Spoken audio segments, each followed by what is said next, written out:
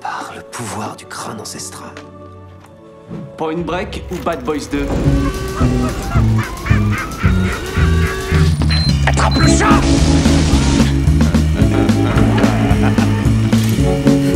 Et cette fois, John Wayne ne s'éloignera pas dans le soleil couchant avec Grace Kelly. C'est Gary Cooper, connard.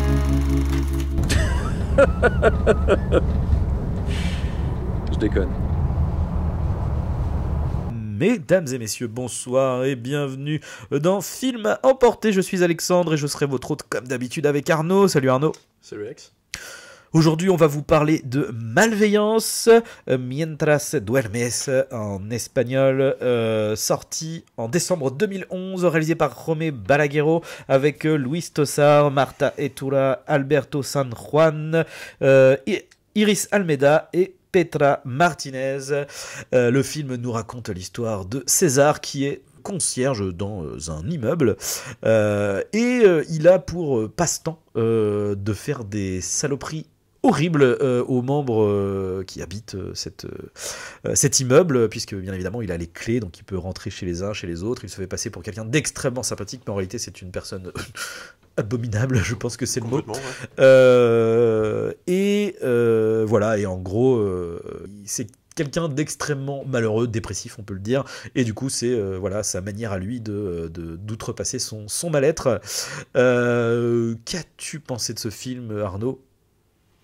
Alors, une fois n'est pas coutume, c'est un film que j'ai proposé... L'année prochaine, ça sera plus mon année, promis. Oui, non, mais c'est pas que ça me dérange du tout, parce qu'au contraire, c'est un film que j'avais pas revu depuis moultes années. Il est sorti en 2011, hein, si je ne m'abuse. Et 2011, ouais. Moi, je l'avais découvert, pour le coup, alors pas au cinéma, mais pas longtemps après. Il devait sortir en vidéo, que j'avais déjà à l'époque en DVD. Et alors, je ne l'ai jamais retrouvé. C'était pour ça que c'était très compliqué parce que c'est compliqué à revoir le film maintenant, le télécharger. Si, en support physique. Je sais même pas s'il est sur une plateforme de VOD. En tout cas, pas les miennes. Il est pas sur. Je crois pas qu'il soit sur Amazon. Il est ni sur. Non, Amazon, Netflix, non, mais je suis même pas sûr qu'il soit sur Canal+. Encore moins sur Disney+, évidemment. Non. Alors après les autres, j'en sais rien, mais en tout cas, j'ai galéré à le retrouver. Ouais. Je sais pas où est mon DVD. Enfin, en tout cas, moi à l'époque, c'est un film qui m'avait marqué par son sens inné de la transgression.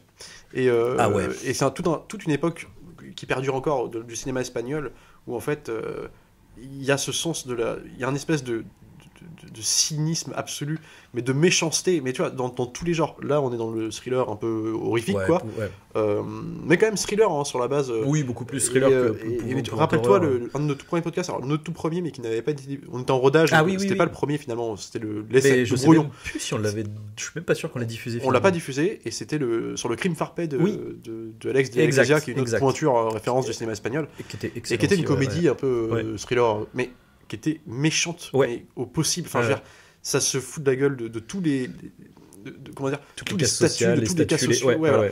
Et en l'occurrence, c'est ce que fait ce film-là. Et moi, ce que j'aime beaucoup, c'est qu'en fait, ce film-là, réalisé donc par Romé Balaguerro, qui forme le binôme de l'un des duos connus aussi du cinéma d'horreur de la Renaissance, en tout cas de post-2000, avec Paco Plaza, donc les responsables de REC 2, et apparemment il a fait le 4. Ils sont séparés. Ouais. Alors il a fait le 4e, qui est pourtant le moins bien de tous, hein, pour le coup. Le 3, moi j'étais moins fan, mais il partait sur un virage plus comédie.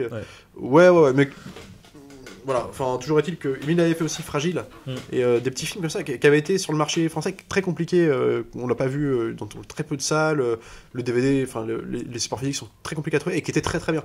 Et on suivait le quotidien d'une infirmière dans un huis clos très psychédélique, enfin avec une atmosphère un peu envoûtante à la Bayona de l'orphelinat. C'était très particulier, mais très réussi. Et là, il confirme que ce n'est pas qu'un coup de maître. Là, vraiment, ce film-là, je trouve que c'est à la fois hyper tordu, dans le sens où en fait ça se passe dans une résidence, le même style de résidence d'ailleurs que dans REC, hein, mais quelque part l'approche est beaucoup moins spectaculaire, mais et ça pourrait en fait, il réussit à te dépeindre le monde, le quotidien d'une résidence comme en fait d'un quartier de bourgeois, avec son lot de personnages un peu loufoques, excentriques, caricaturaux, mais en même temps donc c'est-à-dire la vieille voisine au fait de tous les potins, qui vit seule, qui essaye de se faire désespérément passer pour quelqu'un d'heureux avec ses deux chiens, avec ses deux chats et compagnie, ses deux chiens, la petite famille un peu classe moyenne plus, Voilà. avec le père comme de ses enfants. Voilà. Les prolos, c'est-à-dire la dame de ménage et son fils, qu'elle a du mal, qu'on imagine séparés, et qu'elle a problème avec, que lui est adolescent un peu, qui fait des conneries compliquées. Oui, parce que il y a pas une histoire de genre il se fait virer des. Voilà, du coup, c'est en mode non, attends, tu viens bosser avec moi, tu fais pas de conneries. Les citoyens moyens. Et en fait, tout ça au sein d'une résidence, donc en plus dans le côté un peu huis clos, tout le monde se connaît. Il y a aussi le Startup Nation, bien évidemment. C'est ça. Avec tout le monde, le quotidien de tout le monde avec leurs problèmes personnels et qu'ils essayent de cacher au profit d'une espèce de bonne humeur générale où en fait tout le monde aurait une vie, en fait comme un concours de qui a la plus belle vie, quoi. Il y a presque un truc comme ça qui est jamais explicité, et c'est ce que en fait tout l'enjeu le ressentiment du personnage de César, qui lui en fait est un concierge, donc qui pour le coup devrait être un homme, enfin en tout cas dans l'imagerie on imagine un mec solitaire, un peu ce qu'il est d'ailleurs, clairement, il est tout seul, il vit tout seul, mais l'homme à tout faire, ce qui se traduit par l'homme bien qui va vous aider, c'est-à-dire dès que vous avez un problème, et c'est ce qu'il fait, et c'est comme ça qu'il est perçu, et pour autant c'est la pire des saloperies. Et moi ce que j'aime bien, c'est qu'avec un personnage comme ça, et un concept comme ça, tu peux t'attaquer à toutes les religions un peu, tu peux tout attaquer. Du coup, au sens on se fout on détruit l'image de la famille, on détruit l'image du couple qui se déchire, de comment dire, de la parenté, et en fait du coup je trouve que c'est ça la transgression, d'attaquer des espèces de cadres intouchables, quoi. Et par contre, alors juste pour rajouter, même si de toute façon on va rentrer dans les détails, quand on dit pire saloperie, je pense que c'est encore une fois c'est à 1000 lieues, c'est-à-dire que c'est pas je sais pas comment dire, je sais pas s'il existe une comparaison possible. Non mais c'est-à-dire on est dans du voyeurisme voyeurisme malsain. Enfin, je veux dire, on parle de viol, on parle d'intrusion dans l'intimité de manière extrêmement. C'est, je veux dire, Photo Obsession, c'était du petit lait. C'était très agréable à regarder, tu vois. Et non, là, pour moi justement celui-ci, moi je reconnais toutes les qualités, etc. du film. Je pense que c'est excellent. La problématique, c'est que moi, personnellement, c'est pas mon... Je suis trop mal à l'aise devant ce genre de choses. Je suis trop mal à l'aise. Déjà, j'ai ma problématique de suivre un personnage mauvais, qui prend des mauvaises décisions, entre guillemets. Je n'arrive pas à avoir de l'empathie. Alors, le film, je pense, est fonctionnel. C'est-à-dire qu'il fonctionne et il met mal à l'aise dans cette prise d'empathie sur ce mec qui est horrible. Mais moi en tout cas ça ne fonctionne pas, et clairement je dois le dire, ce film m'a battu. Donc je l'ai regardé, mais je l'ai regardé d'un œil parce que vraiment pour moi c'était insoutenable. Mais par contre c'est une prouesse parce que c'est insoutenable. C'est pas une histoire, il n'y a pas de gore, il y a un peu de sang vite fait parce qu'il y a quand même un meurtre à un moment donné, mais qui arrive dans un climax, quoi. Et c'est pas voilà, il n'y a pas de chair, de machin, voilà, c'est un film qui est très propre. Enfin oui, d'ailleurs paradoxalement, oui, c'est un film qui est très propre, qui est très presque léché, tu vois, qui est très mais vraiment pour moi, ce film est insoutenable. C'est du malaise, mais je te dis, les 5 premières minutes, en fait, au début, j'avais un peu oublié le principe et le postulat, et au moment où tu as la révélation du ah ouais, mais en fait le mec parce que alors, du coup le film commence pour reprendre dans le contexte. Préciser le contexte. Le film commence, voilà. Alors il y a des voix à la radio, une espèce d'émission de radio où t'as des gens un peu dépressifs, mal dans leur peau, qui parlent de leurs problèmes, etc. Puis avec un mec qui essaye de les aider, enfin des animateurs qui essayent de les aider, etc., de les soutenir. On voit du coup le personnage de César, je crois que ça commence comme ça, qui est au-dessus de l'immeuble. Et du coup voilà, il va sauter, il se demande s'il va sauter ou pas, il en a envie, etc. Et bim, ensuite on le voit, il est en train de dormir avec une nana dans un lit, donc du coup on se dit il dort avec sa copine, quoi. Il est 5h, il se réveille, il va travailler, machin. Et au moment où tu commences à le voir déjà arriver dans un autre appart, tu fais ouais, ok, d'accord, pourquoi pas, tu vois, c'était un coup d'un soir, et puis là, il va chez lui, il va machin. Ah oui, pardon. Là, c'est lui dans la relation. Ouais. Parce qu'au début, c'est ce que tu te dis, tu vois, tu fais après, donc oui, il est concierge, donc on le voit faire ses petits trucs de concierge, prendre ses clés, ses machins. Puis en plus, avec une musique, encore une fois, qui est très dans l'empathie, quoi, qui est très, vu qu'on a posé le truc de la dépression, voilà, la petite musique un peu tristounette, le petit piano, le petit machin, très bien la musique d'ailleurs. Et bref, et du coup, donc t'es là en mode ouah, c'est triste, c'est mignon, tu vois, le pauvre petit. Et au moment où donc les gens commencent à arriver, la famille, la petite vieille, bonjour monsieur machin et tout, oui. Et là, du coup, la fameuse nana avec qui il a dormi qui du coup le croise et où en fait c'est enfin ils sont pas du tout ensemble. Ce n'est qu'une et à partir de là tu comprends que le mec fait ah ouais en fait mais c'est un stalker mais puissance 15 000 et du coup après voilà dans le développement en fait c'est juste que c'est quelqu'un qui enfin bref déjà moi à partir de là et à partir du moment où j'ai compris ce truc là au bout de 10 minutes, moi c'est terminé. Le malaise il était instantané. Et tout le reste après, c'est qu'un enchaînement. Voilà, le mec il dort sous son lit, il attend sous le lit de la nana. Et quand elle s'endort, alors déjà, non mais alors, ceci dit, le mec il a un très précis dans son stratagème. Hein. Donc le mec attend sous son lit qu'elle s'endorme. Il lui met du chloroforme pour l'endormir plus. Et il va se coucher auprès d'elle. Alors, avec des guillemets, il va se coucher auprès d'elle. Ouais. Et du coup, le mec, tu comprends que c'est un truc quotidien. Parce qu'en plus, c'est ça qui est bien, c'est qu'au début, on te présente le truc un peu routinier, tu vois. Il est en train de dormir, il est 5h du matin, il se lève tôt pour se préparer pour aller travailler. Donc, tu sais, t'as vraiment tout le petit truc un peu bip bip, petit montage un peu rapide, tu vois, un peu voilà, soutenu pour l'enchaînement de voilà, il se lave, il machin, il brosse les dents, il s'habille, machin. Et du coup, tu te dis, mais le mec fait ça. Mais tout le temps, quoi. C'est horrible, mais vraiment, mais... Moi, c'est ce qui m'a séduit dans le projet, c'est que, en fait, moi, ça fait longtemps qu'on gueule sur des... Alors, ça dépend de ce que propose le film, mais le cinéma d'horreur, aujourd'hui, est devenu, en grosse partie... consensuel, ouais. Ou parfois... X avait dernièrement Sareos. Je crois qu'il aurait pu aller plus loin, mais je trouve que déjà, oui, il part sur un postulat de plus fun, on va dire. Ouais. Plus à l'ancienne, tu vois. Et je trouve que assume son... le cinéma d'horreur est consensuel dans le sens, et même dans la forme, genre, ça peut être superbement bien filmé, hyper polissé dans le cadrage, dans la lumière et tout. Et oui, des fois c'est super bien fait. Ouais. Et je suis jamais retourné. Il n'y a pas un truc qui me... Putain, c'était ça aussi, c'était un peu le... On va dire qu'Hérédité quand même. Hérédité avait voilà, ça. Mais de rares exceptions. Finalement, alors je trouve... Mais il est plus regardable pour moi, Hérédité. Enfin, regardable dans le sens où plus supportable. Malgré... Voilà, il est plus supportable, merci. Mais pareil, il soulevait des questions intéressantes. Il te fracturait le mythe de la famille. Ouais. C'était déjà des trucs importants, parce que ça a l'air banal de dire ça comme ça, mais c'est hyper important. Aujourd'hui, dans les films, c'est très... Enfin, c'est pas amené comme ça. Midsommar avait cet avantage-là aussi de distiller une espèce de malaise. Il y a des films comme ça, mais c'est pas du cinéma... On est plus dans le cinéma arty, presque, quelque part. Ouais. Et putain, ça devrait être le moteur des films d'horreur classique, quoi. C'est vrai que là il y a un côté parce que oui clairement Hérédité c'est peut-être un peu le problème, peut-être même pour certains. C'est un espèce de thriller psychologique. C'est très lent, c'est très comme tu dis, c'est arty, tu vois, c'est très léché. Que là il y a une belle image, une belle lumière, mais t'as pas cette sensation de regarder mon beau plan, quoi. Non. Et du coup on est sur un truc très premier degré en fait. C'est une mise en scène qui est sans fioriture, mais qui est d'une simplicité absolue. Il y a même pas de... Moi, ce que j'aime bien avec ce film-là, c'est pas virtuose, c'est que absolument pas. C'est que ça va juste droit au but.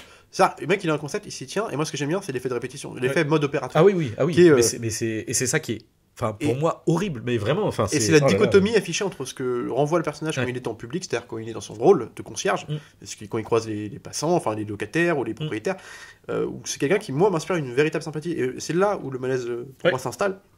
C'est que quand on se rend compte assez tôt dans le film d'ailleurs que c'était un fou furieux. C'est vraiment le manipulateur parfait, quoi. Mais au début on comprend pas tout de suite vraiment complètement son motif. On sait qu'il a une espèce d'antipathie, mais ça pourrait être aussi un mec qui s'amourage d'une voisine, en plus qui est montré comme hyper jolie. On pourrait se dire un espèce de voyeurisme plus, tu vois. Surtout qu'au début il n'y a pas entre guillemets le reveal, même si bon tu t'en doutes un peu parce que bon le mec ne fait que dormir à côté d'elle, tu fais bon très bien. Mais ça pourrait être bon c'est toujours cringe, mais entre guillemets il pourrait y avoir ce truc.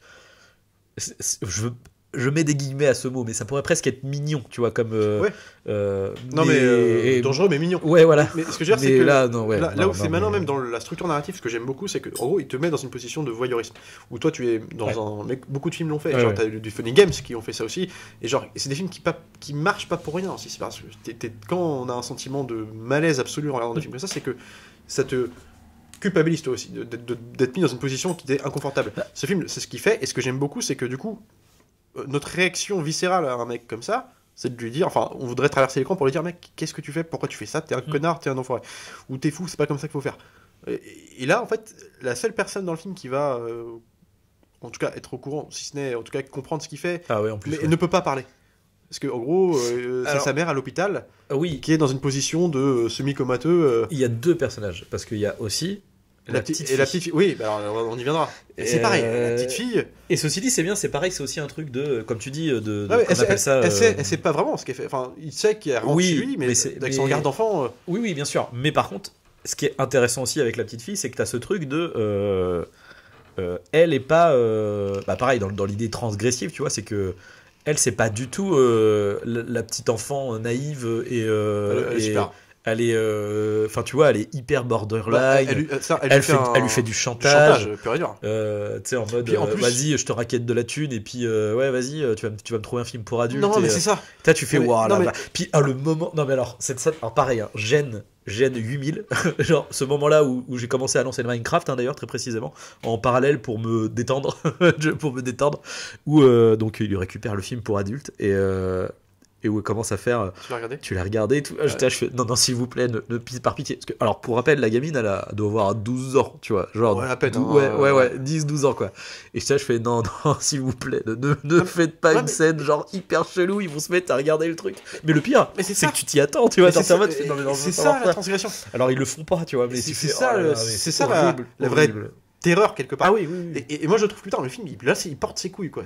Et puis il te met de la position. Parce que attends, pour rappel quand même, pourquoi il s'amourage cette nana, enfin ce qui est pas le cas, mais pourquoi il est obsédé par elle, c'est que lui a une vie monotone. Alors ouais, Clara, pas la petite. Clara a une vie monotone, enfin ennuyeuse au possible. En gros, il souffre psychologiquement de sa solitude, de sa condition d'homme simplement.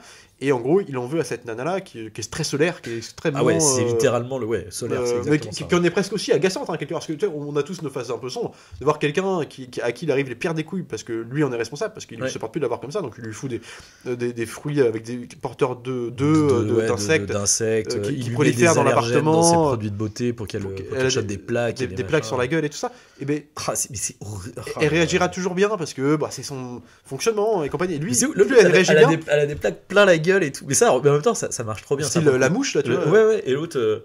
Tu sais, oh là là, vous avez mauvaise mine et tout. Oh, bah c'est pas grave et tout. L'autre, il est genre intérieurement, mais putain, connasse. Ouais. Et en fait, il joue sur cette espèce de petite corde aussi où toi, des fois, tu peux être un connard. Tu vois, des fois, tu te dis, putain, arrêtez d'être tous heureux autour de moi alors que ce mois-ci, je suis dans le mal là. Ce mois-ci, il y a un truc qui me va pas. C'est vrai que ça joue sur des comportements primaires en fait, des bas instincts de l'homme, tu vois, mais il vient te retrouver ça. Et c'est aussi ça, qui distille un peu le malaise. Parce que t'es aussi coupable. Et oui, et alors le truc qui surtout te met coupable, c'est qu'en fait, effectivement, le procédé cinématographique, hein, c'est-à-dire tu te retrouves seul face à des images qu'on te montre et que tu regardes de plein gré, tu vois, c'est en général, c'est toi qui décides de regarder un film, hein, même si tu te fais, tu vois, enfin, je me mets dans l'optique, très honnêtement, où j'aurais vu ce film au cinéma, mais en mode... je ne sais pas. Tu sais, je vois Malveillance, je vois un petit film d'horreur, vas-y, je le regarde. Très honnêtement, je pense que je sors de la salle. Ah non, mais moi je pense que je sors de la salle. Moi, il m'agrippe, justement. Ah non, moi, ça me répulse tout de suite. Je fais, ouais, non, mais là, non, je suis pas prêt pour regarder ça. J'entends, mais. Après, par contre, tu vois, je pourrais me dire, genre, bon, vas-y, par contre, c'était intéressant, donc peut-être, voilà. Mais du coup, je sais ce que je vais. Mais là, non, en ne sachant pas, c'est pas possible. Même là, en sachant, tu vois, c'était pas possible. Mais c'est là que pour moi, le pari est gagné. Ah, mais carrément. Et du coup, t'as vraiment ce truc de. Parce que ça existe des films comme ça où tu suis des personnages mauvais ou qui prennent des mauvaises décisions, etc. Mais la plupart du temps, t'as quand même un point de vue moral, c'est-à-dire que soit les personnages vont échouer, soit il y a quand même là en fait. Ou contrebalancé par des intervenants avec d'autres points de vue. Exactement. Le truc, c'est que là, on est sur de la neutralité totale dans la manière d'aborder le truc. Et du coup, c'est horrible. C'est littéralement, tu es avec lui. Et il n'y a pas de jugement de valeur. Enfin, toi, tu te fais tes propres jugements de valeur, mais le film, lui, n'en fait pas, en fait. Et c'est ça qui est horrible. Et tu fais, mais où je suis. Mais là aussi, où tu as le truc un peu, quelque part, jouissif aussi, quelque part, c'est que, outre tous les dérapages plus qui fait avec la nana, qui pour le coup est vraiment horrible, parce que là, c'est vraiment le point d'orgue où tu te dis, c'est pas possible. Ah oui, en fait, c'est tous les petits comportements qu'il va avoir. En fait, il est habitué à avoir toujours la même personne, donc comme c'est un tableau vitriol de tout le monde. Moi, rien que le fait que le mec, parce qu'il ne pourrait que faire ce qu'on disait, c'est-à-dire se mettre sous le lit, l'endormir, dormir à côté, se brosser les dents avec la brosse à dents de la nana. Bref, juste ça, tu vois, ça ne serait que ça, que ce serait tout de même pour moi le paroxysme du malaise. Je suis déjà sur la lune. Non, là, que ça, tout ça d'ailleurs, c'est le paroxysme du malaise. Mais justement, t'enlèves ça, parce que là, il faut aussi la contrebalance. Tout le comportement qu'il va avoir progressivement avec les habitants, qu'il connaît toujours, avec qui il a toujours été sympathique, qui est très prévenant, avenant. notamment parce que c'est au vitriol, donc toute case de la société est dépeinte et attaquée. Genre, on a la vieille femme qui soupe tout le monde à raconter sa vie. Après, elle est pas. Mais elle est gentille. Encore une fois, voilà, c'est pas. C'est un personnage que tu connais. Comme il y a pas. Oui, voilà, c'est juste que c'est des personnages clichés. Après, je trouve qu'il y a pas de. Tu vois, c'est pas comme dans le Crime Farpet où là vraiment t'as un truc. Ouais, mais là c'est une comédie. Tu vois, voilà, c'est une comédie. Puis en plus c'est quasi, il y a un ton presque entre guillemets cartoon, tu vois, dans le délire. C'est que c'est des représentations de personnages que tu vois tout le temps. Ah bah par contre, la personnage de la grand-mère n'est pas. Mais même désagréable en soi. C'est simplement que c'est le profil de personnage que tu croises en rentrant du boulot après une journée de merde, mais t'as pas envie de parler. Tout comme la nana solaire, enfin, tu vois, on en connaît des nanas comme ça, bon, des mecs aussi d'ailleurs, mais tu vois, genre toujours souriant, toujours de bonne humeur. Non, mais tu vois, genre, comme il te la présente, elle rentre du boulot, elle se met à danser chez elle, à sauter sur le lit. Mais en vrai, ça, tu vois, typique. Mais oui, en fait, je suis bien sûr que ça existe. Mais bien sûr.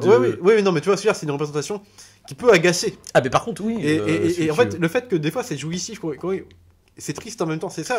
Quand il t'envoie chier la grand-mère à la fin, genre, mais arrêtez, vous faites passer pour. Parce qu'à chaque fois, il lui dit, je sors ce soir regarder mes chiens, en gros, j'ai plein de contacts partout. Alors... il lui dit, non mais, vous jouez, arrêtez de jouer l'heureuse, vous êtes une vieille peau qui va finir seule parce que sa famille ne veut plus la voir, et puis c'est tout, assumez. Et il y a un truc à la fois jouissif parce que. Pour moi, c'est. Et connard, tu vois. Et ben, en fait, pour moi, c'est pas jouissif parce que, comme les personnages sont montrés, tu vois, de manière relativement. Premier degré, tu vois. Enfin, en fait, elle est pas énervante cette nana. Oui, non, dans la vraie vie, c'est typiquement le genre de personne où il y a des fois, j'aurais envie de, tu sais, juste, tu mets tes écouteurs, voilà, et tu dis oui bonjour, mais t'as pas envie de discuter, tu vois. Mais c'est pas plus que ça, tu vois. Non, mais c'est ça le truc. C'est-à-dire que c'est des trucs que tu penses et que tu ne dis pas dans la vraie vie. Oui, mais enfin. Non, mais que tu penses. Non, parce qu'encore une fois, c'est pas. Ce que je veux dire, c'est que tu peux imaginer qu'une nana comme ça. D'ailleurs, c'est ça. Oui. N'est pas très entourée, que tu vois. Clairement, le truc c'est que à aucun moment elle n'en est antipathique en fait. Donc du coup, quand lui balance ses 4 vérités, ça devient c'est juste extrêmement injuste en fait. Bah, tu vois, surtout que la meuf. C'est triste aussi. Non mais c'est hyper. Non, mais en fait le truc c'est que c'est probablement vrai, tu vois. Mais c'est hyper triste et injuste parce que elle est du coup factuellement hyper gentille. À tel point qu'elle vient voir le mec en lui disant, je suis désolé que vous ayez été viré, vraiment ça tiendrait qu'à moi, vraiment parce que je trouve que vous êtes super sympa et tout. Tu sais, tu te dis mais c'est horrible. L'autre il lui balance un truc, fait ah ouais mais bon c'est vrai que vous vivez toute seule là, puis en plus pas d'enfants, pas de. Mais alors là j'ai passé, enfin c'est bien beau d'avoir des chiens, mais ça remplace pas les enfants en fait. Mais c'est ça. Moi c'est ça qui me fait mon plaisir de spectateur. C'est terrible et c'est triste effectivement. Mais en même temps c'est ce que je suis venu voir. Par contre il y a un truc de putain. Dans ces moments-là c'est un bel enculé. Mais en fait. Tu vois ce rire nerveux là, tu sais de oh putain non tout c'est ça. Mais le truc en fait c'est que d'ailleurs c'est ce qui est intéressant dans le film, c'est que sur le principe ça pourrait être une comédie, c'est-à-dire que tu retires le stalker, le coup avec la nana, tu vois, ça pourrait être juste l'enfoiré, tu vois, à la rigueur le mec qui met des allergènes dans ses pommades, qui bouge son évier, tu vois, ça typiquement ça peut être du ressort de comédie, tu sais, presque cartoon, tu sais, presque Looney Tunes, tu sais, en mode vas-y je vais la faire craquer, tu sais, Tanguy, tu vois. Alors, tu vois, ça pourrait être du Tanguy. Mais le truc c'est que du coup c'est pas Tanguy, non, c'est Tanguy, mais si les parents de Tanguy en fait c'était Jeffrey Dahmer et je sais plus, l'empoisonneuse de je sais plus quoi. Mais c'est marrant que tu cites les Looney Tunes parce que en fait c'est là où c'est aussi paradoxal, c'est que il y a une scène, moi c'est le point d'orgue, enfin c'est le film, c'est la scène que j'adore, qui dure en plus mais un bon quart d'heure quoi.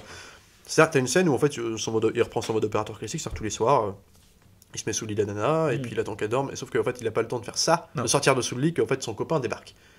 En fait ils sont en train de forniquer au-dessus du lit, lui est en dessous, et en fait à partir de ce moment-là, en fait là il y a une tension parce qu'on est complice avec lui quelque part indirectement, même sans le vouloir, et en fait moi j'ai comme envie qu'il se barre. En fait comme l'emphase, l'empathie est mise tout de même sur lui, vas-y sors, enfin ça te crée ce truc, ça te en fait donc là t'es avec lui, et en même temps tout ce qui va lui arriver là c'est presque du Looney Tunes dans les situations, ça le mec qui va se cacher dans un truc imprable, c'est limite s'il se casse pas la gueule, et t'as un rire nerveux, et toi t'es là, tu fais non putain, le mec il arrive devant la porte et c'est pas les bonnes clés, il s'est pris par accident des gouttes de chloroforme qui... Ceci dit, comme je l'ai regardé, tu sais, comme pour là j'étais en mode non mais là pareil, cette scène là quand le truc arrive, bon j'étais en mode non c'est pas possible, et quand il se prend du liquide sur la gueule à un moment donné, je croyais qu'il s'était pris du foutre sur la tronche. Non mais je sais pas, mais puis après mais après tu vois que c'est du chloroforme, mais du coup Ah oui, d'accord, ok. Non, mais non, par contre, oui. Parce que je me mets dans la situation du gars. Puis le mec, il sait qu'il va. Genre, Bah oui, en fait, je vais pas pouvoir tenir, en fait. Physiquement, je vais tomber, je vais dormir, en fait.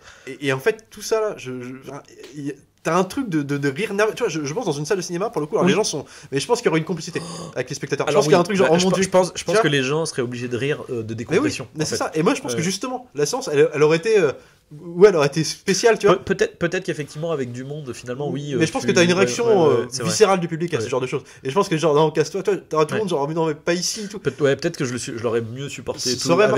Ou tu vois, on aurait dû le regarder ensemble. Mais là, ouais. Et là, je trouve que ça. Ben voilà, mais tu vois. Réfléchis à ça, parce qu'à plusieurs, franchement, tu es là. Oui, je me dis, il y a peut-être moyen de. T'as une complicité qui se crée tout instantanément. Après la fin, c'est quand même.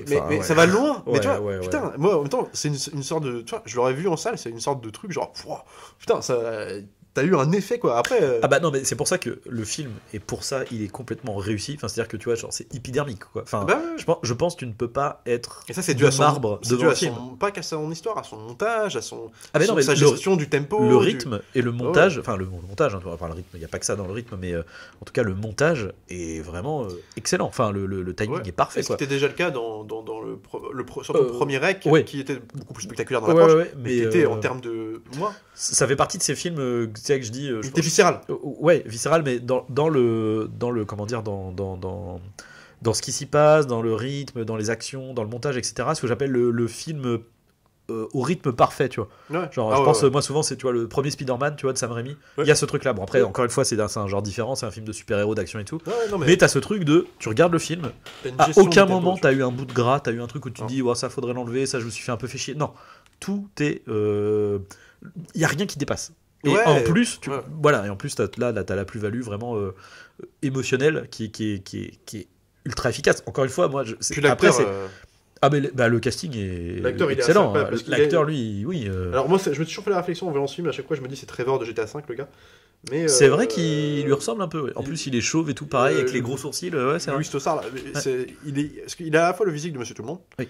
Et il fait extrêmement sympathique, quoi. Enfin, je veux dire, la façon, son comportement très calme. Oui. Il y a un truc de rassurant chez lui. Et c'est d'autant plus frustrant que en fait c'est juste tout l'inverse. Et c'est ça qui marche bien avec l'interprétation qu'il en fait. Le côté, tu vois, le mec ne semble jamais contrarié, si ce n'est les gros points d'orgue là. Mais tu vois, son patron vient l'emmerder, il est plutôt là, c'est de pacifique, assez calme, tranquille, détente, tu vois, il rassure. Vous en faites pas, mais j'étais en train de manger là, j'arrive. Tu vois, il y a un côté tranquille, tu vois, chill, tu vois, le mec, et justement. Trop tranquille même dans son mode opératoire, c'est que le mec qui a tellement confiance en lui qu'il n'a pas une seule seconde que ça puisse capoter un soir. Et en plus c'est ça qui est aussi hyper pervers dans le truc, c'est que le comportement parce que la plupart du temps, tu vois, je parlais de Jeffrey Dahmer ou les tueurs en série, comment ils sont présentés, etc. et comment la plupart du temps ils sont, tu vois. Là en fait il est extrêmement normal dans son comportement. C'est pas un mec qui va avoir une espèce de rire sadique, nerveux, un espèce de truc où il est pas fou. Enfin, il est pas fou, du coup, il est complètement taré, mais dans sa manière d'agir, il c'est un caméléon. Pas le fou. C'est un caméléon. Exactement. Et du coup, c'est ça qui rend aussi le truc horrible, quoi. C'est que le mec, il te fait ces saloperies, ces trucs immondes. Comme si. Mais toujours sur la même note. En fait, c'est. Alors, je sais pas si c'est exactement le terme, parce qu'en plus.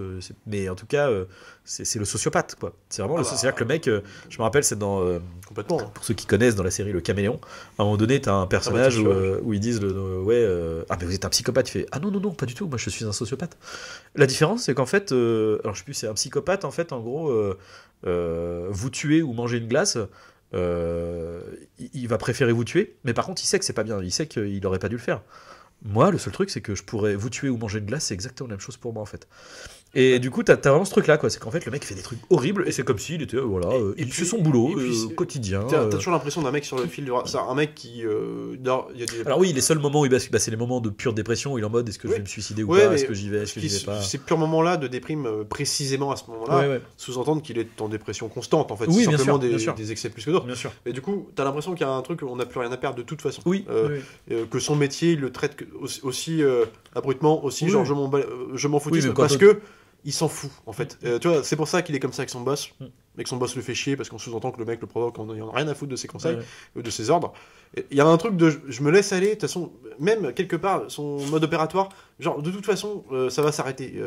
Quelque chose va vas-y, il a plus rien à perdre. Et c'est parce qu'il a plus rien à perdre qu'il devient dangereux aussi. Parce que le mec s'habitue à ces trucs. Et puis, il va de plus en plus loin, quoi. Alors, au début, on le voit dans l'absolu, après, voilà. En tout cas, dans ce qui nous est montré dans le film. Oui, dans ce qui nous est montré. Parce qu'en fait, c'est ça le truc aussi, qui est un peu pervers, peut-être, pour le coup, un peu malhonnête dans le procédé du film. C'est que, en fait, le mec est horrible. En fait, il nous cache le truc le plus horrible de ce qu'il fait à la nana, en fait. Le viol.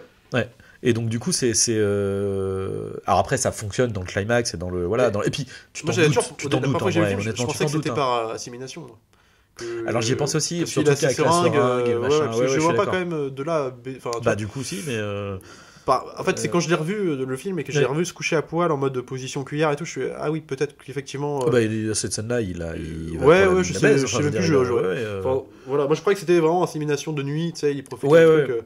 En plus, il y a un plan où tu le vois commencer à baisser debout, à baisser un peu pas loin de la culotte, tout ça. Donc bon, mais toujours est-il que il y a ça et moi ça me rappelle, ça fait école alors. Ce film-là ne doit pas être le premier en Espagne, mais depuis, il y a eu un film qui est sur Netflix, qui est pas trop mal, avec un des acteurs du Crime Fair Play, justement, qui faisait le collègue le petit, là, voilà. Je me rappelle plus du casting. Et en fait, ce mec-là, ça s'appelle Chez moi, sur Netflix, et c'est pas mal, c'est le même genre de film, alors pour le coup, où c'est un mec, alors je saurais plus les détails du truc, en gros, même genre de postulat, c'est un mec qui, pour des raisons, il change de boulot, il a été licencié pour problème économique, il doit reprendre un boulot bien moins payé.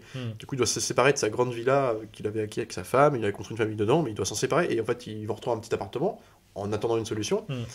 Son appartement est racheté par un jeune couple à qui tout réussit, le jeune, alors que lui a 55 ans, l'autre a 30 ans, beau gosse, belle famille, de beaux enfants, grand boulot. Et en fait, il n'arrive pas à accepter l'idée que sa maison soit rachetée, et encore moins par un mec comme ça, qui jalouse. Et donc du coup, sauf qu'il sait il comprend que ce mec-là a des problèmes d'alcool, on en connaît sur lui un petit peu, qu'il en a eu. Alors il se fait passer pour un ancien alcoolique, il va dans des réunions pour le croiser en faisant croire qu'il le connaît pas, puis en fait, il devient pote avec lui. Ce mec-là le réinvite dans sa maison, puis en fait, il va y aller, et puis lui il a toujours le double des clés de sa maison, donc quand l'autre est au travail, il retourne chez lui, il se balade comme ça, puis en fait il va se rapprocher jusqu'à foutre le couple jusqu'à en gros niquer la femme de l'autre, des trucs un peu comme ça, et en fait c'est juste une agression, mais un harcèlement sur le bonhomme qui est ami avec lui tout le long du... Et en fait il y a un truc de pervers, tu vois, et c'est exactement même ça, c'est comme t'en as plein, Harry un ami qui vous veut du bien, c'est le même genre de procédé, c'est un truc de malaise plus. En fait c'est ouf parce que c'est de même je pense à Photo Obsession aussi, en fait c'est de l'intrusion dans l'intimité, et en fait alors ce qui est fort dans Malveillance, c'est que l'intrusion dans l'intimité, tu vois, là où dans Photo Obsession c'est le pinacle, tu vois. Dans Malveillance, c'est le point de départ. Donc du coup, tu fais ah ouais, non, si on commence comme ça, quoi. Là aussi, j'aime bien le procédé couillu du film, c'est qu'à la différence alors Photo Obsession, j'aime bien pour d'autres raisons, mais c'est que c'est un vrai gentil. Oui. Pour le coup, un peu pas sociopathe pour le coup, je pense, qui est non, pour le coup, il est juste déviant, comme un mec qui aurait vécu 50 ans seul et qui en peut plus, quoi, tu vois. Et puis qui a eu des problèmes d'enfance, qu'on sait qu'il a été violé par son père et tout ça, donc il y a un truc de justifiable qui est quand même très attachant chez lui. Et t'es peiné à la fin. C'est ça. T'es presque...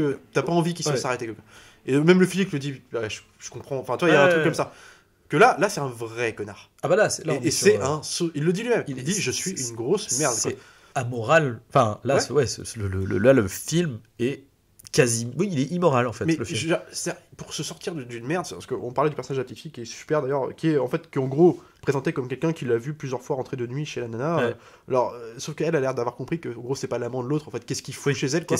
Donc en fait, il sait qu'elle voit qu'il y a un problème, mais de son regard d'enfant, puis en fait, elle le fait chanter. Elle se doute pas que ça puisse être grave, aussi horrible. Elle le fait chanter en lui demandant 20 euros par-ci par-là. 60 balles. 60 balles et compagnie, puis après ça monte après un film de cul. Et toi, là aussi où la moralité. Et puis ça sera plus 60, ça sera 120. 120 enfants, on parle des films de boule. T'as un truc comme ça, des progressions, et lui accepte tout.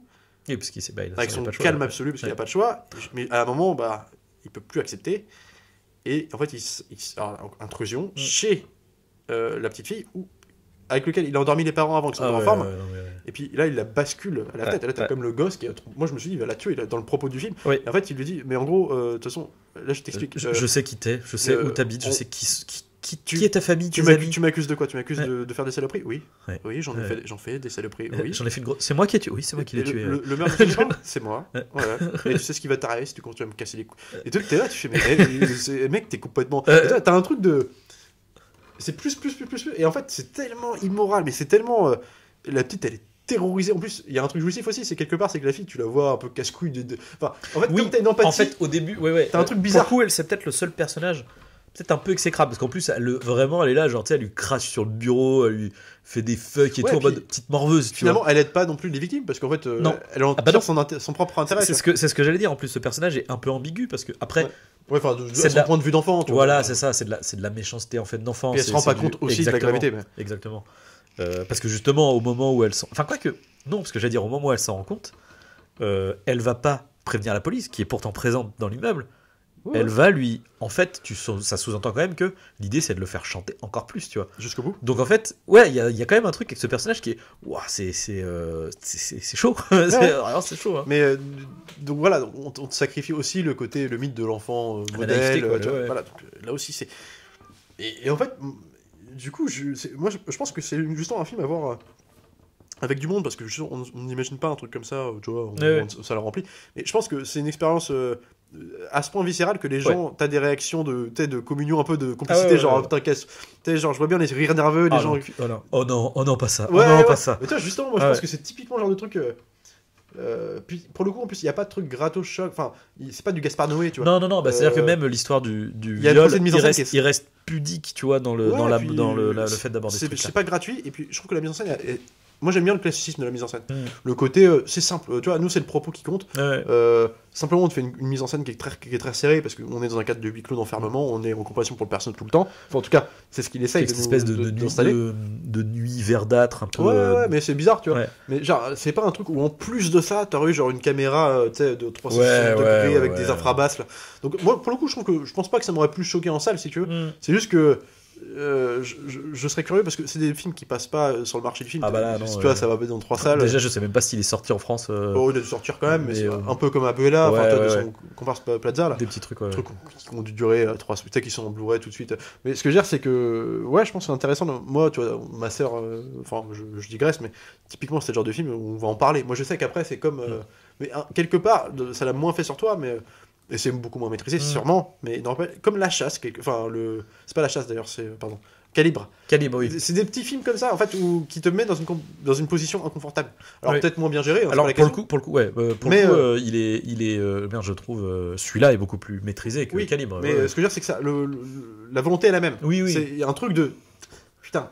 J'étouffe avec eux. J'ai pas envie d'être là. En plus, pareil, tu vois, Calibre, la différence, c'est aussi que, encore une fois, du point de vue moral, tu peux comprendre les personnages principaux, en fait. C'est-à-dire que c'est l'erreur, tu vois. Ils sont pas fondamentalement mauvais, les deux mecs que tu suis, tu vois, dans Calibre. Mais ils auraient dû appeler les flics. Ah oui, par contre, oui. Oui, mais du coup, là, c'est pas pareil, parce que tu vois des personnages pas forcément mauvais faire une erreur, tu vois. Ils ont fait une connerie, une grosse connerie, ils ont buté quelqu'un. C'était un gosse, d'ailleurs, je crois. Ils ont buté le père volontairement. Ils butent le père volontairement. Mais... Enfin, tu vois, non, mais n'empêche qu'on on te dépeint des gens qui, enfin voilà, dans l'urgence, dans le truc, ils ont fait un truc horrible, mais c'était, ça reste quelqu'un. T'enlèves les circonstances. Tu lâches dans la nature, il va pas tuer les gens. Exactement, ils vont jamais tuer personne d'autre, tu vois. En vrai. Que lui. Là, lui, c'est. En plus, tu comprends qu'il a déjà fait, peut-être pas autant de saloperies, peut-être pas à ce point-là, mais il a déjà fait ça avant, parce que du coup on t'explique que voilà, mais attendez, je comprends pas, à chaque fois vous faites pas plus de 2 mois dans les immeubles où vous allez faire concierge et tout, tu fais donc en plus le mec, et après il va continuer, c'est même pire, c'est en fait c'est mon but dans la vie, mais grâce à toi, grâce à cette saloperie que je t'ai fait, maintenant je sais ce que je dois faire. En fait c'est horrible. C'est quoi le propre, comment dire, enfin le critère de stabilité psychologique d'un homme, d'un être humain, c'est simplement le vouloir son propre bonheur déjà, et au moins vouloir celui des autres avec qui tu vois, vouloir celui des autres, c'est le béaba de l'humanité, quoi. Lui n'a pas ça, parce que lui, son but ultime, c'est de voir les autres souffrir, mais c'est presque pire que tout, en fait. Son bonheur, c'est littéralement le malheur des autres. Ce manque d'empathie illustre totalement sa psychopathie, justement. Et c'est un vrai psychopathe, qui en plus, à l'intelligence de l'écriture, c'est de le mouler à la société. Le mec est ancré, c'est un mec qu'on voit tous les jours. L'image du concierge, c'est quelqu'un qu'on voit tous les jours. C'est en passant dans la rue que tu vois l'arrêt de bus. Et puis littéralement, il garde chez toi, en fait. Et voilà. Et c'est quoi le plus grand danger pour un être humain? C'est l'intrusion dans son propre domicile, dans son propre cocon de sécurité. Ce mec-là représente le monsieur tout le monde, parce que le concierge, c'est l'équivalent du mec que tu vois à l'arrêt de bus tous les jours. C'est quelqu'un qui est là, qui est dans le paysage, que tu verras tout le temps, que tu connais ou que tu connais pas, en tout cas qui est là. Et tu sais pourquoi il est là. Mais ce mec-là qui est là, que tu vois dans l'arrêt de bus, il peut rentrer chez toi. Et tout le temps. Il a les clés de chez toi. Et tout le temps. C'est horrible. On n'a pas parlé aussi qu'à côté, en parallèle de tout ça, de ce truc de stalker, c'est que la nana en question, la victime, reçoit des lettres quotidiennement, et pas que. Des SMS aussi. Des SMS, des mails, des trucs d'un mec qui se dit amoureux d'elle, et en fait qui le harcèle en lui déclarant sa flamme tous les jours. Il s'avère que c'est lui, mais c'est pour la faire chier, pour la faire peur. Mais ça n'a pas tellement l'effet escompté parce que finalement elle est toujours rassurée parce que son comportement fait qu'elle rationalise le truc, elle fait oh bah de toute façon en gros quelque part elle le dit pas comme ça mais s'il voudrait venir m'attaquer il m'aurait déjà attaqué donc finalement ce n'est que du spectaculaire. Et donc en fait c'est ce qui aussi est malsain, c'est que le mec a une obsession et en fait son mode en fait on sait juste pas combien de temps, on sait qu'il le fait depuis. Alors si du coup on le sait, ça fait 4 semaines qu'il est 4 semaines qu'il fait ça non ça fait 5 semaines.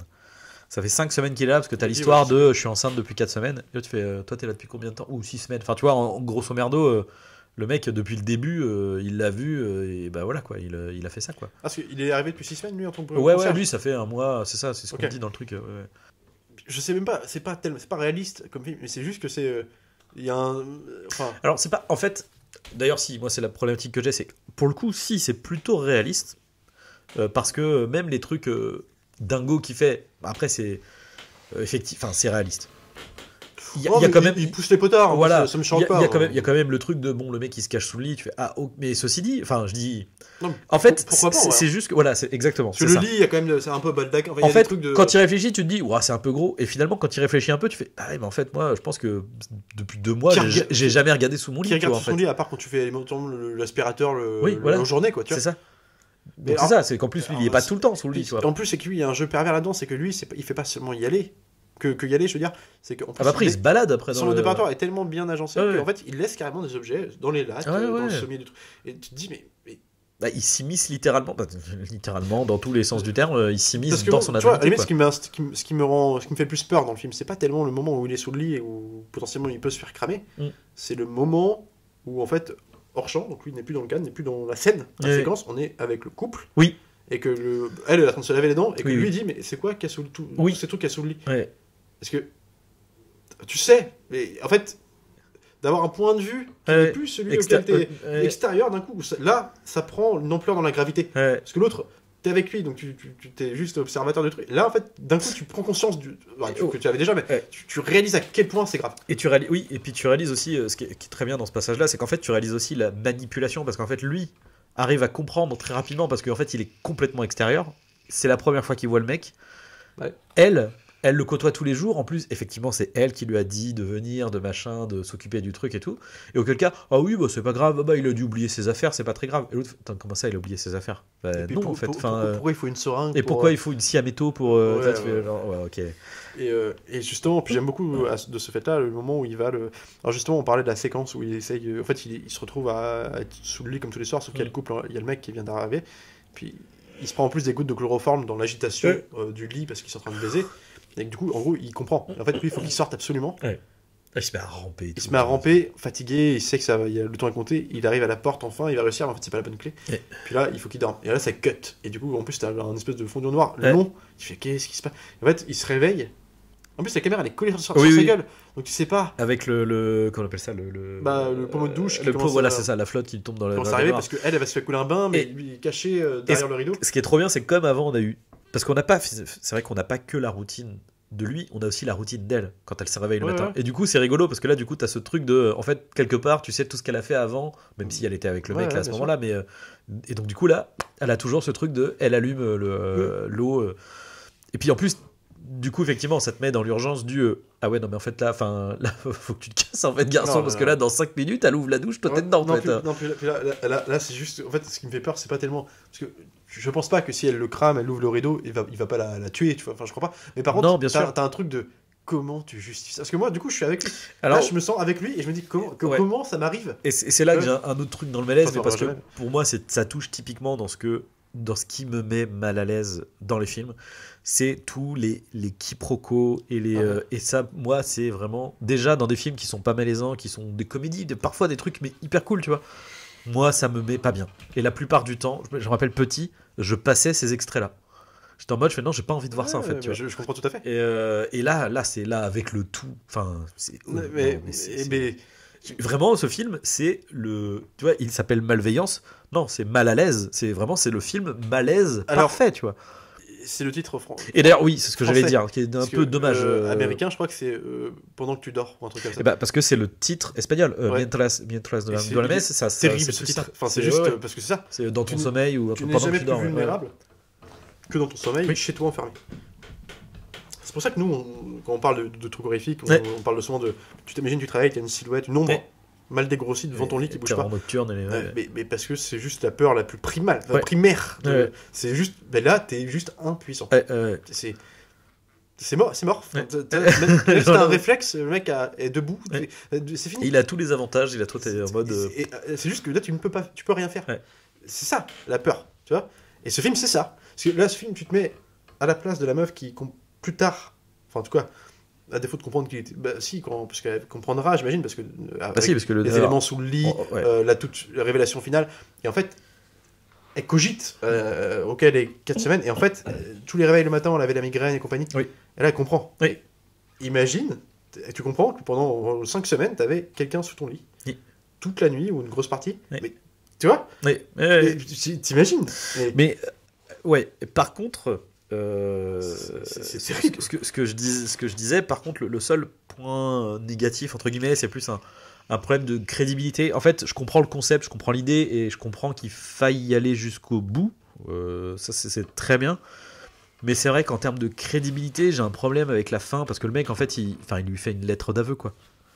Alors, certes, c'est une explication parce que lui, dans son fétiche chelou, il faut qu'elle sache, tu vois, pour la rendre malheureuse et voilà quoi. Ça me choque moins parce que là, dans l'idée, oui, effectivement, carrément une lettre d'aveu, mais en même temps, il nous est présenté dans un espèce de montage parallèle où il a complètement quitté la vie, enfin, tu sais, il est en espèce de fuite totale. Et je pense que dans son optique où il nous est présenté le début comme quelqu'un qui est un peu en bout de course, tu sais, qui s'en fout de tout. Et là, j'ai l'impression que c'est un peu dans la dynamique, quoi. Tu vois, je t'ai fait ça. Justement, parce que là, il est pas en bout de tout. Parce que là, en fait, justement, la finalité pour lui, la transformation du personnage, c'est qu'en fait, ça y est, il a surmonté sa dépression. Et en fait, voilà, il sait qu'il n'est vivant qu'en faisant du mal aux autres. Et que du coup, c'est comme ça qu'il va s'en sortir. Ce que je veux dire, c'est que, ayant réussi son truc, il prend en confiance. Comme il prenait en confiance dans son mode opératoire. Oui, c'est vrai. C'est un peu ce truc-là. À la fin, il se permettait de plus en plus de trucs parce que ça marchait. Et là, ça a marché. On sait qu'il est parti ailleurs. Oui. Ça me choque pas. Puis, le film n'étant pas hyper réaliste dans l'ensemble. Mais bien sûr. Potard à fond, bien sûr. Mais en plus, j'aime bien ce côté justement qu'il aille jusqu'où. Ah non, mais ça c'est très bien. C'est hardcore de ce qu'il a fait. C'est juste qu'il y a un truc un peu de, je sais pas comment dire. Oui, je te donne les cartes pour m'arrêter dans mon. C'est-à-dire que là vraiment c'est un peu con. Et en plus t'as ce truc je trouve, en fait, qui pour le coup là je trouve ne va pas à fond du concept, c'est que en fait il n'a pas réussi. C'est-à-dire que finalement, alors c'est horrible ce qu'elle a vécu, mais elle. Non mais lui, le sait pas. Oui, non, le sait pas, mais du coup, le truc, c'est comme on te le montre en plus en truc alterné. Elle, en fait, alors c'est terrible et tout, elle est en train de pleurer avec son gamin et tout, qui du coup est le gamin de lui, quoi, de César. En plus, alors je sais pas si c'est fait exprès, j'imagine que c'est fait exprès, mais je trouve que le gamin, ils l'ont très bien choisi. Oui, il lui ressemble. Le bébé, en plus, c'est un nourrisson, tu vois. Mais bref, il a une calvitie, en fait, puis des monosourcils. Le problème, c'est qu'en plus d'être une meuf hyper. En fait, c'est pas dans le type de personnage solaire, etc.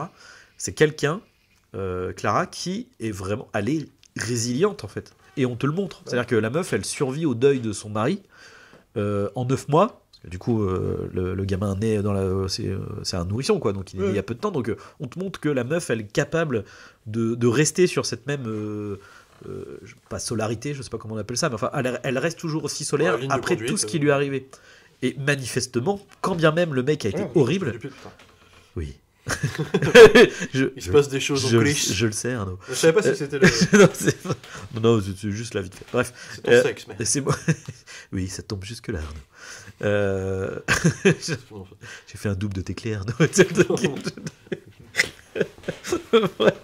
Qu'est-ce que je voulais dire, oui, enfin voilà, donc au final, il n'y arrive pas vraiment, quoi.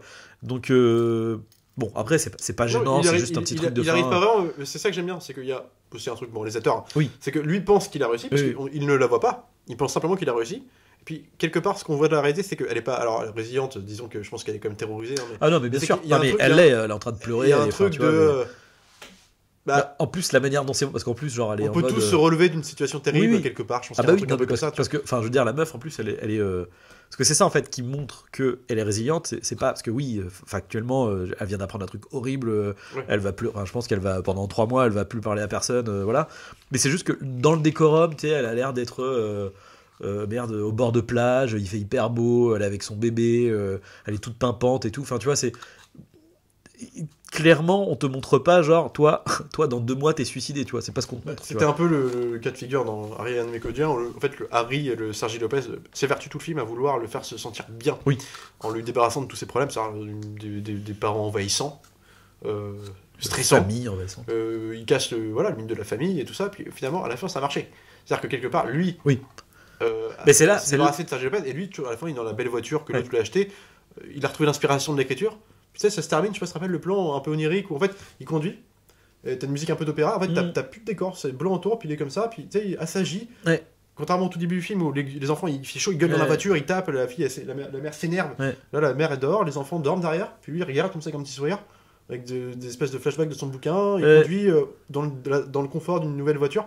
Et tu sais, voilà, c'est juste que. Et t'avais aussi ce truc couillu de dire, mais tu vois, regarde. Ce mal pour un bien là. Oui, mais le truc c'est que dans le cas de Harry, un ami qui vaut du bien, ils vont au bout dans l'immoral et dans la transgression. Ouais. Là c'est pas le cas du coup. Bah c'est que là en fait c'est partagé, c'est-à-dire que c'est le cas dans le sens où le mec est lui il est persuadé d'avoir réussi. Oui. C'est juste qu'il te fait un montage différé en fait où on sait pas vraiment, c'est juste que la fille essaye de elle a son bébé, elle l'aime quand même, tu vois, mais c'est mitigé. Et l'autre à côté est persuadé. Et puis il va refaire. Mais après, c'est vrai que c'est horrible. Parce que quand tu. T'as la phrase du. Quand tu verras notre fils. Ah, mais c'est horrible. Tu penseras à nous et toutes ces nuits qu'on a passées ensemble et tout. C'est horrible. Mais horrible. Même le comportement qu'il a. Même, on va dire, plus bas instinct commun, quelque part. Enfin, en tout cas, qu'on pourrait croiser plus facilement. Hein. C'est-à-dire. La façon dont il fait accuser le petit jeune casse-couille. Là, ah ouais. Mais genre.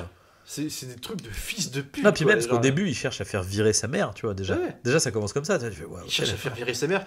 Le gosse, quoi, ils prennent tous cher dans le film, quoi. Et en plus, comme il se comporte hyper bien avec eux quand il les voit, genre, ah, salut, ça va, et tout. Il déconne avec eux et tout. C'est horrible. C'est tous les bas instincts réunis dans un seul et même. Donc, enfin, voilà. Oui, enfin, si vous voulez passer un mauvais moment, ou alors un bon moment en famille à Noël. Voilà, si vous voulez passer un bon moment de cinéma, mais par contre vous savez que vous allez être malmené, clairement, oui, je vous conseille ce film. On vous conseille ce film. Complètement. Moi j'aime beaucoup. Moi, tu vois, c'est contrairement.